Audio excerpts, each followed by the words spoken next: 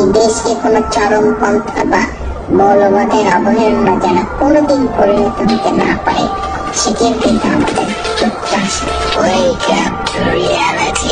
মৌলবাদী বলো, আমরা মূলবাদী গাছের গোড়ায় আছি, তোমরা আগাবাদী।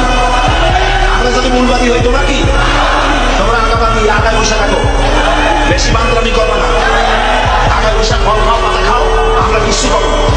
কিন্তু ওইখানে বসে ভেংসি মারো বাবা, বারোটি মানুষের গাছের গোড়া ধরে নাড়া দেবে, দিল্লি গিয়ে বলবি।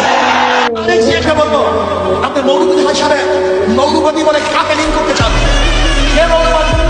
হিন্দু মৌলবাদী, খ্রিস্টান মৌলবাদী, বৌদ্ধ মৌলবাদী, মুসলিম মৌলবাদী, ইসলামী মৌলবাদ, জিন্দাবাদ জিন্দাবাদ, ইসলামী মৌলবাদ জিন্দাবাদ জিন্দাবাদ, ইসলামী মৌলবাদ জিন্দাবাদ জিন্দাবাদ। আমরা ইসলামী মৌলবাদে বিশ্বাসী, আমি মুসলমান, আমার মূল ঠিক আছে, আমি মূলকে বাদ দিয়ে রাজনীতি করতে পারি না। মুসলমানদের দেশে ইসলামী মূল্যবাদকে বাদ দিয়ে, ইসলামী মূল্যবোধকে বাদ দিয়ে পারবে না ইনশাআল্লাহ। পরিপূর্ণতাকে বাঁচা মুসলমান হওয়া যাবে।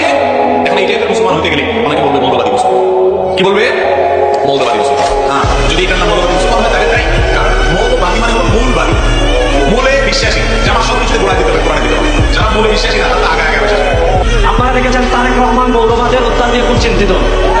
আপনারা দেখেছেন বিএনপির মির্জা ফখরুল ইসলাম আলমগীর সাহেব দক্ষিণপন্থীদের উত্থান নিয়ে অনেক চিন্তিত। আপনারা দেখেছেন বিএনপির আরেক পাগলা আছে ফজলু। আমরা বলি এর জন্য দ্রুত ইনজেকশনের ব্যবস্থা করেন। আওয়ামী লীগের টাকলা মুরাদ যেভাবে এই দেশে থাকতে পারে না, বিএনপি ফজলু যদি আলেমদেরকে নিয়ে বাড়াবাড়ি করে, আলেমরা তার ক্ষিপ্ত জবাব দেওয়ার জন্য 24 ঘন্টা প্রস্তুত আছেন। আমরা সব কথা বলি, ভালো কথা বলি, দেশপ্রেমের কথা বলি, আমরা জনগণের কথা বলি, আমরা মা মাটি ও মানুষের কথা বলি, আমরা ইসলামের কথা বলি, আমরা দেশের সমৃদ্ধির কথা বলি। এজন্য আমাদেরকে বলে মৌলবাদ, আবার আমাদেরকে বলে ধর্ম ব্যবসায়ী।